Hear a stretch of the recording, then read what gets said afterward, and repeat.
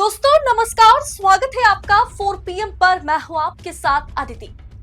यही नहीं रुकेंगे राहुल गांधी। प्रेस कॉन्फ्रेंस के बाद राहुल गांधी और इंडिया अलायंस के टॉप लीडर्स की होगी high level meeting. Rahul Gandhi ने वाकई आज धमाका कर दिया है। अगर जांच हो गई दोस्तों, अगर जांच हो जाए तो राजीव कुमार की खैर नहीं। 6 महीने की अथक मेहनत के बदौलत जो एविडेंस राहुल गांधी ने और उनकी टीम ने चुनाव आयोग के खिलाफ जुटाया है, वो आज राहुल गांधी ने सबके सामने रख दिया, जिसे देखने, सुनने और समझने के बाद ये कहा जा सकता है कि ये वाकई लोकतंत्र के लिए एक एटम बॉम्ब जैसा है। उसके साथ ही दो हाथ करने के मूड में है राहुल गांधी। एटम बॉम्ब धमाके के बाद इंडिया के दिग्गज, इंडिया गठबंधन के दिग्गजों की राहुल के घर पर होगी हाई लेवल की मीटिंग। दोस्तों, चुनाव आयोग को लेकर के आज राहुल गांधी ने जो प्रेस कॉन्फ्रेंस की है उसके बारे में मैं थोड़ा आपको बतला देती हूं, क्योंकि इसके बारे में लगभग आपके पास खबरें पहुंची हुई होगी। लेकिन उसके बाद की जो मीटिंग है राहुल के घर पर, आज रात को जो मीटिंग होनी है जहां इंडिया गठबंधन के सभी दिग्गज पहुंचेंगे, हमारी खबर उसके बारे में है। लेकिन पहले मैं आपको थोड़ी क्लियरेंस के साथ बता देती हूं कि आज राहुल गांधी ने किस तरीके से चुनाव आयोग को एक्सपोज किया है। चुनाव आयोग सीसीटीवी फुटेज और वीडियो को लगातार क्यों नष्ट कर रहा है, राहुल गांधी ने इसका खुलासा किया। राहुल गांधी ने कहा कि मौजूदा वक्त में सीसीटीवी फुटेज और वीडियो को क्राइम में साक्ष्य माना जाता है, इसीलिए चुनाव आयोग इन डेटा को नष्ट करने में लगा हुआ है।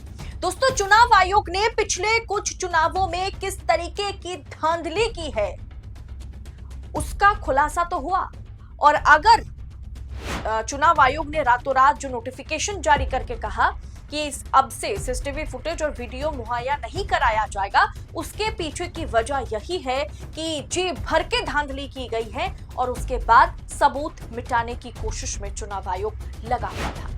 दोस्तों, बेंगलुरु सेंटर लोकसभा सीट पर 1 लाख वोटों की चोरी हुई है। 1 लाख वोटों की चोरी, गड़बड़ी। राहुल गांधी ने सिर्फ एक असेंबली का उदाहरण दिया है।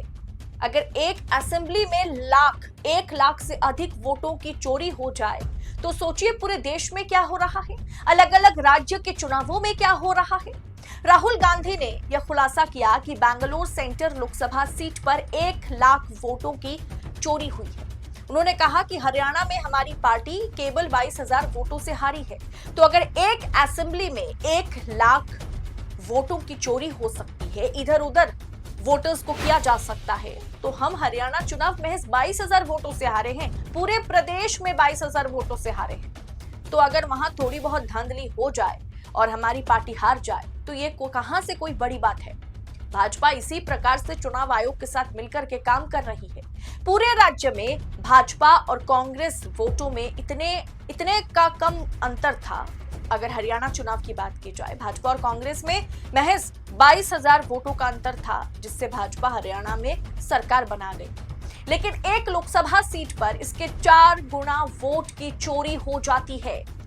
हजारों वोटरों के नाम के आगे कोई फोटो नहीं। मतलब किस प्रकार के वोटों की चोरी हो रही है उसका बाकायदा उदाहरण के साथ, वोटर लिस्ट के साथ राहुल गांधी ने सारा कुछ पब्लिक और प्रेस के समक्ष आज रखा है।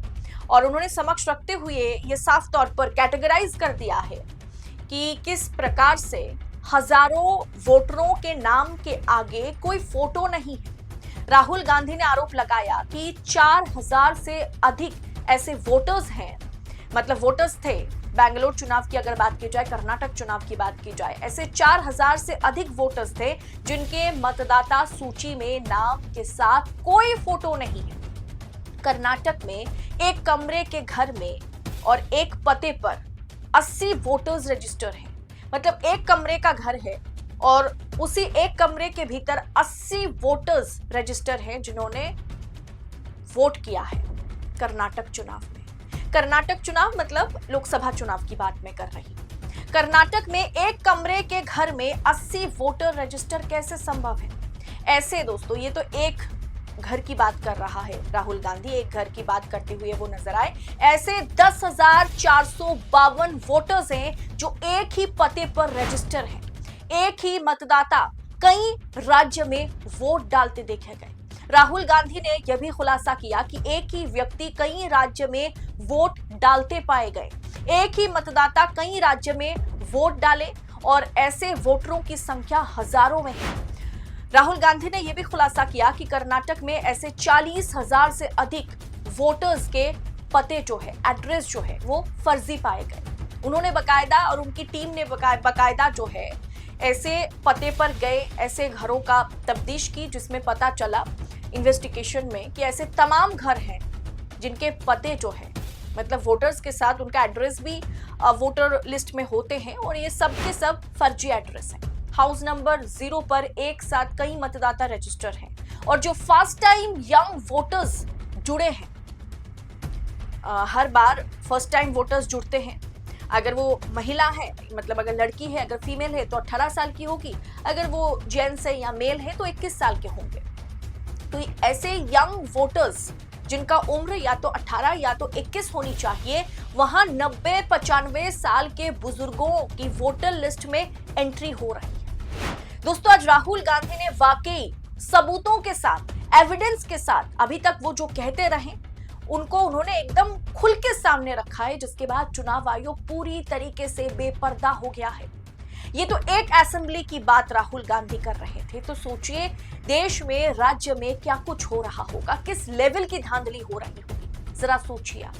लेकिन राहुल गांधी यहीं पर रुकने वाले नहीं, वो दो हाथ करने की मूड में है। दोस्तों, राहुल गांधी ने आज रात को सभी ऑपोजिशन लीडर्स के लिए डिनर पार्टी रखी है। ये सिर्फ महज एक डिनर पार्टी नहीं है, यहाँ एक हाई लेवल की मीटिंग होगी। उससे पहले खबर देखिए क्या है आपके स्क्रीन पर, खबर की पुष्टि कर दूं पहले। राहुल गांधी के घर महागठबंधन की डिनर पार्टी, बड़े मुद्दों पर इंडिया ब्लॉक को मजबूत करने की कोशिश। यहाँ उद्धव ठाकरे आ रहे हैं दोस्तों, ममता बनर्जी के भतीजे और टीएमसी सांसद अभिषेक बनर्जी आ रहे हैं, जो ममता बनर्जी के उत्तराधिकारी के तौर पर देखे जाते हैं। बिहार से तेजस्वी यादव पहुंच रहे हैं। चेन्नई से स्टालिन ने भी अपने टॉप लीडर को भेज दिया है। यूपी से अखिलेश यादव आ पहुंचे हैं। अब राहुल गांधी के आवास पर घर पर 7 अगस्त को, यानी आज के दिन, इंडिया ब्लॉक के नेता डिनर में शामिल हो रहे हैं। लोकसभा चुनाव के बाद ये पहला मौका है जब महागठबंधन की पार्टियां एक साथ नजर आएंगी। इससे पहले आपको बतलाया था कि 19 जुलाई 2024 को एक वर्चुअल मीटिंग में ये लोग शामिल हुए थे। इसके बाद भी कुछ समय पहले भी वर्चुअल मीटिंग में ये लोग शामिल होते रहते हैं, लेकिन इस तरीके की मुलाकात और ये डिनर पार्टी जो है, इसे अहम क्यों मानी जा रही है, इसे अहम क्यों माना जा रहा है, ये क्यों इतनी अहम है?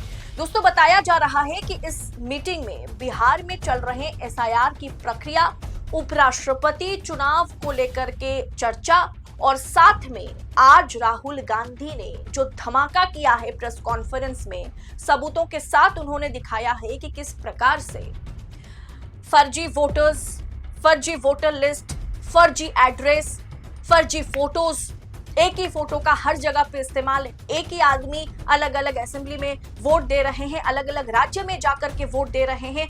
नए जो वोटर्स हैं, जो फर्स्ट टाइम वोटर्स हैं, जो यंग वोटर्स हैं, वहां 90-95 साल के बुजुर्गों को लिस्ट में शामिल किया जा रहा है। ये तमाम चीजों का खुलासा उन्होंने एविडेंस के साथ, सबूतों के साथ, दस्तावेजों के साथ, डॉक्यूमेंट के साथ आज जिस तरीके से सामने रखा है, और उसके बाद रात को उनके घर पर मीटिंग होनी है और उसके बाद डिनर पार्टी।